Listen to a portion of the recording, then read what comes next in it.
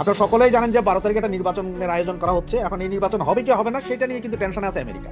আবার এই নির্বাচন হয়ে গেলে এই গভর্নমেন্ট সাসপেন্স করতে পারতেছে কিনা, এই গভর্নমেন্ট এই নির্বাচন ধরে রাখতে পারবে কিনা সেটাও সন্দেহ আছে। যে নির্বাচন হয়ে যাওয়ার পরে এবার ক্ষমতায় বিএনপি আসুক আর জামাত আসুক, আওয়ামী লীগের খেলার সাথে পারবে না, আওয়ামী লীগের ধোলাইয়ের কাছে দাঁড়াইতে পারবে না। সুতরাং গভর্নমেন্ট ঠিক থাকবে না, হরতাল মিছিল অবরোধ এগুলো দিতেই থাকবে আওয়ামী লীগ। সুতরাং ওরা যেসব ব্যবসা বাণিজ্যের চুক্তি ইন্টিমের সাথে 17 মাসে যা যা নেওয়া সত্য নিছে, কিন্তু এগুলো কি আসলে রাখতে পারবে কিনা। আওয়ামী লীগও গত এক মাস ধরে বিভিন্ন জেলা পর্যায়ে সাংগঠনিক অনুযায়ী নেতাদের সাথে কথা বলেছেন, ফলে তারাও কিন্তু মাঠে নামার প্রস্তুতি রেখেছেন। সম্ভাব্য ডেডলাইন ধরা হয়েছে 18 জানুয়ারি। তো 18 জানুয়ারি পর্যন্ত আওয়ামী লীগ মূলত দেখবে আন্তর্জাতিক চাপটি কী অবস্থা রয়েছে, সেক্ষেত্রে সরকারের অবস্থানটি কি। মূলত আওয়ামী লীগের নেতাকর্মীদের এক ধরনের মাঠে নামার নির্দেশ রয়েছে। আওয়ামী লীগকে যদি অন্তর্ভুক্তিমূলক নির্বাচনে যদি অংশগ্রহণ করানো হয়, তাহলে যেহেতু আমরা নির্বাচনমুখী দল, আমরা অংশগ্রহণ করব। কিন্তু অংশগ্রহণ করতে যদি না দেয়, যে ইউএস স্যাংশন আপনাদের উপর আসতে চলেছে। কিসের ওপরে আমি বলে দিচ্ছি, ভিসার ওপরে, বাণিজ্য, অর্থ এবং সমস্ত রকম বাহিনীর ওপরে স্যাংশন আসছে। আওয়ামী লীগ নিয়ে ডক্টর ইউনূস সরকার এত পরিমাণ বিপাকে আছে, এত পরিমাণ চাপ নিচ্ছে, কল্পনা করতে পারবেন না। পরিস্থিতি খুবই ভয়াবহ। বিশ্বের বাগা বাগা সকল মানবাধিকার সংস্থা, বিশ্বের সকল বাগা বাগা দেশ আওয়ামী লীগের বিষয় নিয়ে অনেক আগে থেকেই সরব হয়ে আছে। ডক্টর ইউনূস সরকারকে অনেক বেশি চাপ দিচ্ছে। ডক্টর ইউনূস সরকার যদি নির্বাচিত কোনো রাজনৈতিক দল হতো, এতদিনে বাংলাদেশ আওয়ামী লীগের উপর নিষেধাজ্ঞা তুলে ফেলতো এবং বাংলাদেশ আওয়ামী লীগকে রাজনীতি করার সুযোগ দিত। আসসালামু আলাইকুম দর্শক, সিগন্যাল বিডি চ্যানেলের নতুন একটি গুরুত্বপূর্ণ নিউজ ভিডিও নিয়ে আপনাদের মাঝে হাজির হলাম। প্রিয় দর্শক, বাংলাদেশের বর্তমান রাজনৈতিক প্রেক্ষাপট জানতে যারা এই ভিডিওটিতে ক্লিক করেছেন তাদের সবাইকে বলবো আপনারা ধৈর্য সহকারে পুরো ভিডিওটি দেখতে থাকুন, কারণ এই ভিডিওটিতে এমন কিছু তথ্য শেয়ার করা হয়েছে যা জানলে আপনারা অবাক হবেন। প্রিয় দর্শক, ইতিমধ্যে আপনারা অনেকগুলো ভিডিওর অংশবিশেষ দেখে নিয়েছেন এবং আশা করি দেখেই বুঝতে পেরেছেন আজকের ভিডিওটি কতটি গুরুত্বপূর্ণ এবং আকর্ষণীয় হতে চলেছে। প্রিয় দর্শক, এখনো যারা আমাদের চ্যানেলটি সাবস্ক্রাইব করেননি তাদের সবাইকে বলবো আমাদের চ্যানেলটি সাবস্ক্রাইব করে পাশে থাকা বেল আইকনটি অন করে দিবেন। আর যারা ইতিমধ্যে সাবস্ক্রাইব করেছেন তাদেরকে অসংখ্য ধন্যবাদ। তো প্রিয় দর্শক, চলুন আর কথা বলবো না, একটি লাইক দিয়ে মূল ভিডিওতে যাওয়া যাক। আপনারা সকলেই জানেন যে 12 তারিখে একটা নির্বাচনের আয়োজন করা হচ্ছে। এখন এই নির্বাচন হবে কি হবে না সেটা নিয়ে কিন্তু টেনশনে আছে আমেরিকা। আবার এই নির্বাচন হয়ে গেলে এই গভর্নমেন্ট সাসটেন্স করতে পারতেছে কিনা, এই গভর্নমেন্ট এই নির্বাচন ধরে রাখতে পারবে কিনা সেটাও সন্দেহ আছে। যার কারণে তিন দল, আওয়ামী লীগ, বিএনপি এবং জামাতের সাথে এই কথাগুলো। আওয়ামী লীগকে ওদের সবচেয়ে বড় ভয় যে নির্বাচন হয়ে যাওয়ার পরে এবার ক্ষমতায় বিএনপি আসুক আর জামাত আসুক, আওয়ামী লীগের ঠেলার সাথে বাঁচবে না, আওয়ামী লীগের ধোলাইয়ের কাছে দাঁড়াইতে পারবে না। সুতরাং গভর্নমেন্ট ঠিক থাকবে না, হরতাল মিছিল অবরোধ এগুলো দিতেই থাকবে আওয়ামী লীগ। সুতরাং ওরা যেসব ব্যবসা বাণিজ্যের চুক্তি ইন্টিমের সাথে 17 মাসে যা যা নেওয়ার সত্য নিছে, কিন্তু এগুলো কি আসলে রাখতে পারবে কিনা। কারণ দেশের সরকার যদি স্টেবল না হয়, ওরা যে বিনিয়োগ করবে ওদের বিনিয়োগ তো ক্ষতিগ্রস্ত হবে, তখন কি হবে। এইসব কারণে তারা এখন আলোচনায়, কিন্তু আলোচনায় এই যে জামাতের সাথে বা বিএনপির সাথে যতই আলোচনা হবে, আলোচনার মূল কেন্দ্রবিন্দু যে আওয়ামী লীগকে বাংলাদেশের রাজনীতি করার স্পেস ছেড়ে দিতে হবে, নির্বাচনে সকলকে নিয়ে নির্বাচন করতে হবে, আওয়ামী লীগকে বাইরে রেখে কোনো নির্বাচন করা যাবে না। এটা হচ্ছে মূল।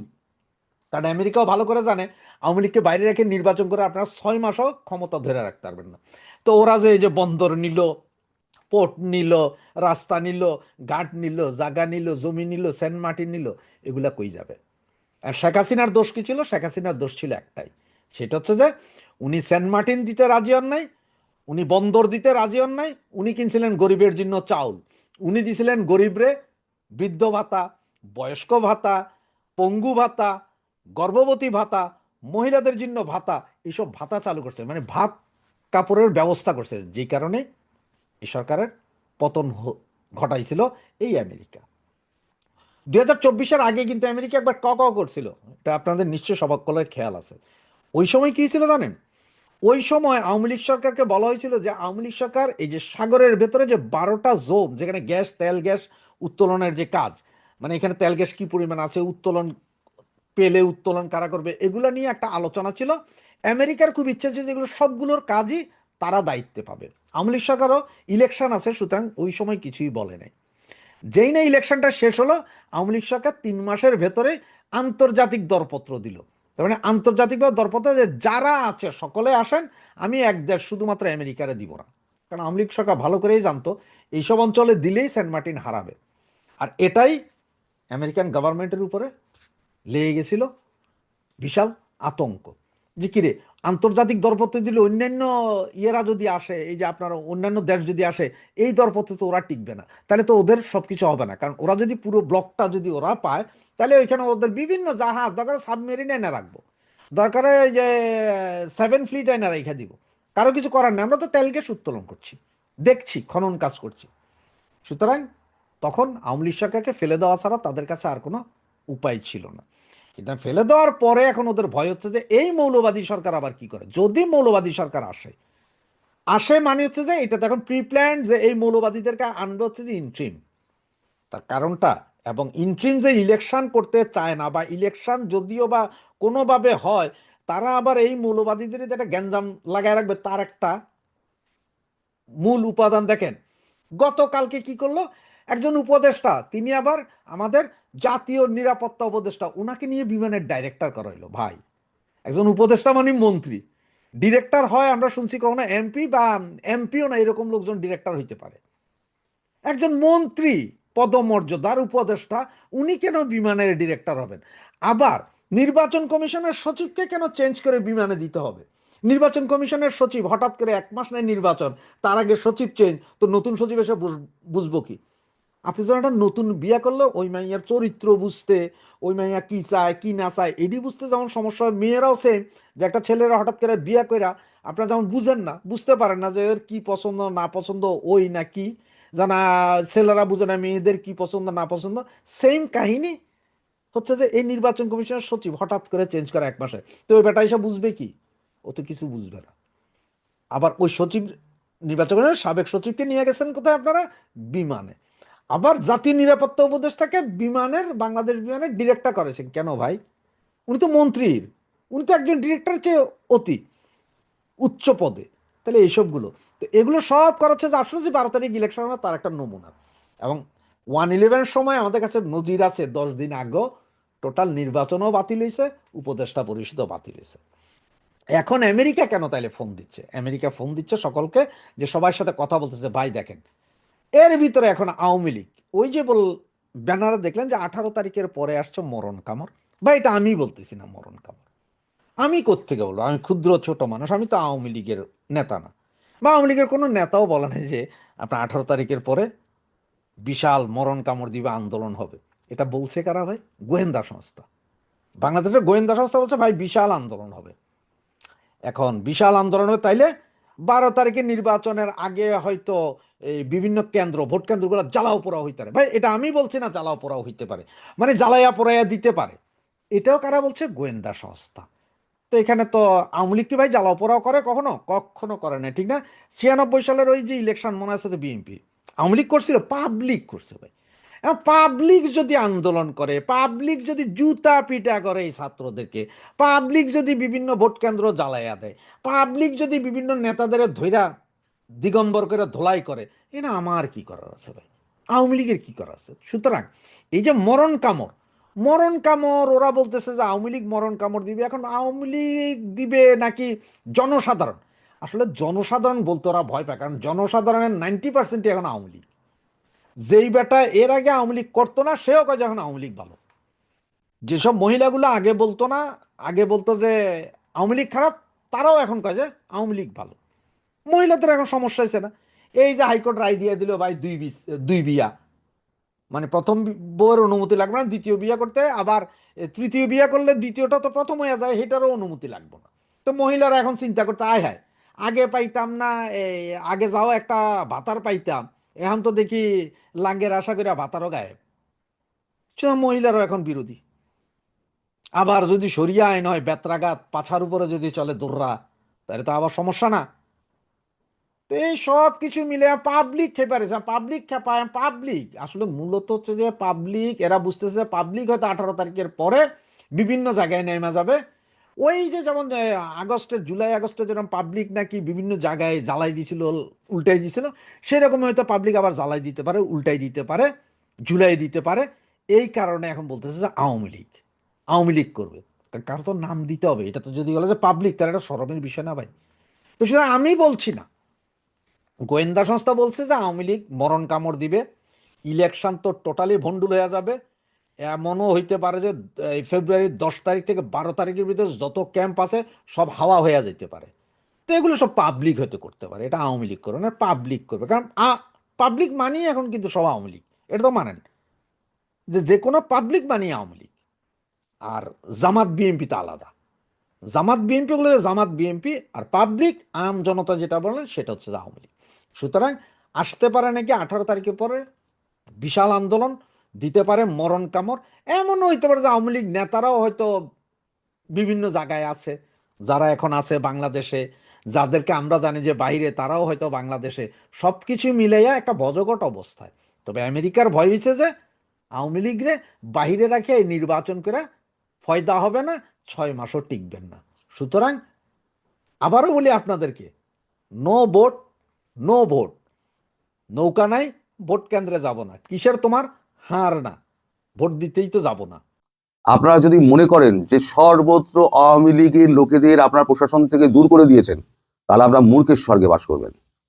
আওয়ামী লীগের লোক কিন্তু প্রশাসনে এখনো রয়েছে। যারা আমার ভিডিও দেখেন তারাই আমাকে এই সমস্ত খবরগুলো দেন।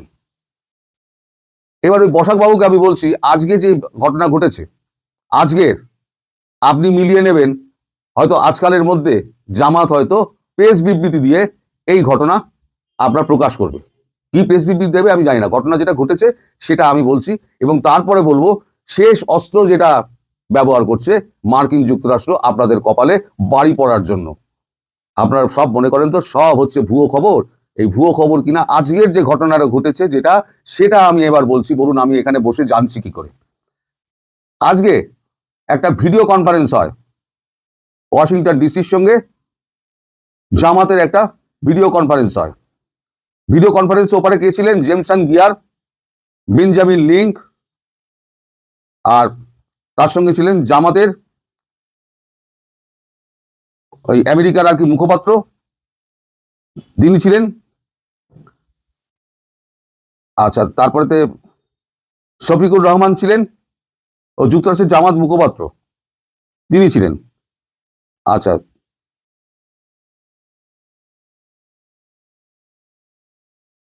দক্ষিণ ও মধ্য এশিয়ার সহযোগী জ্বালানি বেঞ্জামিন লিঙ্ক হচ্ছেন দক্ষিণ এবং মধ্য এশিয়ার সহযোগী বাণিজ্য প্রতিনিধি। এরা হচ্ছেন ট্রেড রিপ্রেজেন্টেটিভ।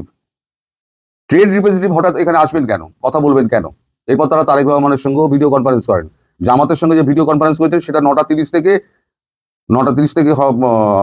7:40 থেকে 8:01 পর্যন্ত জামাতের সঙ্গে, তার আগে 9:30, তারপরে 9:30 হচ্ছে তারেক রহমানের সঙ্গে।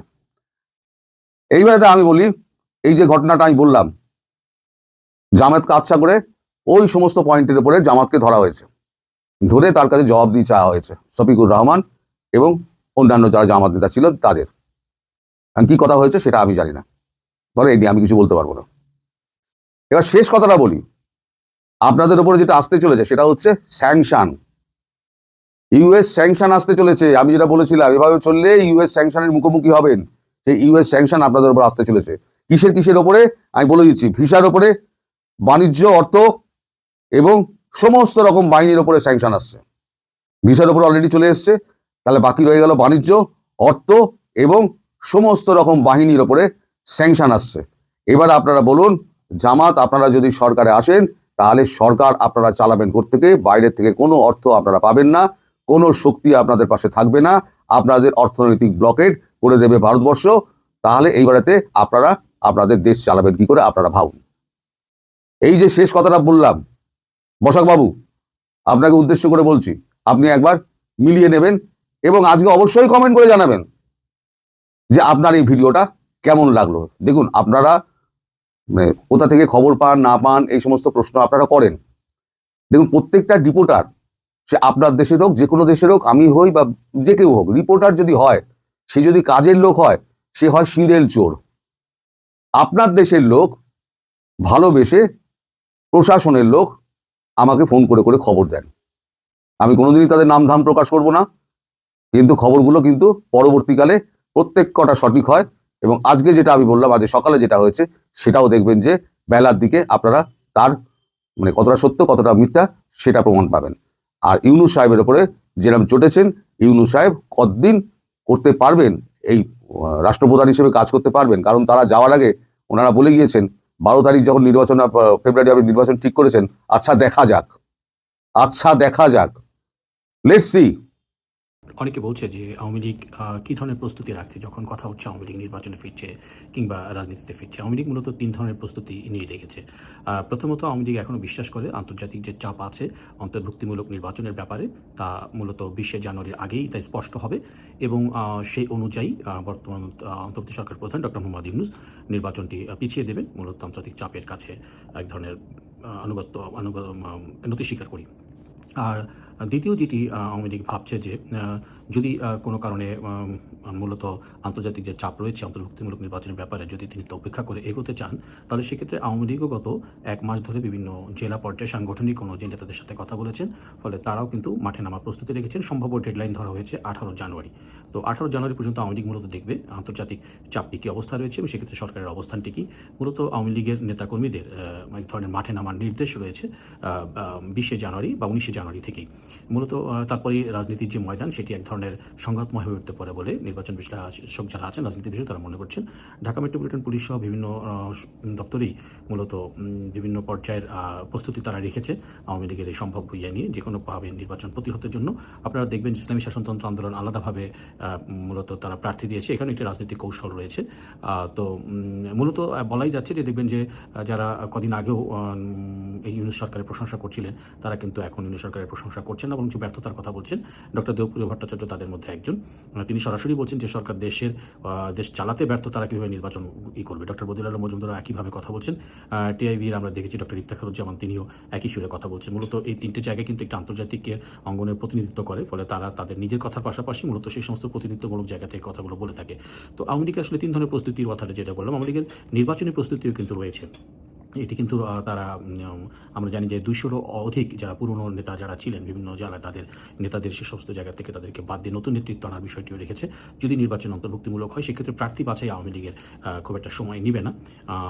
এটি একটি তাদের প্ল্যান এতে রয়েছে। প্ল্যান বি হচ্ছে যদি আন্তর্জাতিক চাপ বজায় থাকে সে অনুযায়ী যদি নির্বাচন হয় তাহলে তার সমস্ত প্রস্তুতি আওয়ামী লীগ রেখে দিয়েছে। প্ল্যান সি হচ্ছে যে যদি কোনো কারণে ডক্টর মোহাম্মদ ইউনূস তার সিদ্ধান্তে অনড় থাকে নির্বাচন অনুষ্ঠানের ব্যাপারে, সেক্ষেত্রে আওয়ামী লীগ তার সাংগঠনিক প্রশক্তি নিয়ে 19 জানুয়ারি বা 20 জানুয়ারি থেকে মাঠে থাকবে এবং সেক্ষেত্রে রাজপথ তাদের দখলে থাকবে এবং নির্বাচন প্রতিহতের যে ঘোষণা শেখ হাসিনা রয়েছে সেটির সাথে একাত্মবোধ করবে বলে এটি জানা গেছে।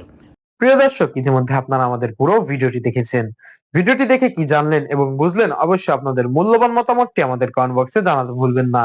এখনো যারা আমাদের চ্যানেলটি সাবস্ক্রাইব করেননি তাদের সবাইকে বলবো আমাদের চ্যানেলটি সাবস্ক্রাইব করে পাশে থাকা বেল আইকনটি অন করে দিবেন এরকম নিত্য নতুন প্রতিদিন গরম গরম নিউজ আপডেট পেতে। ধন্যবাদ সবাইকে।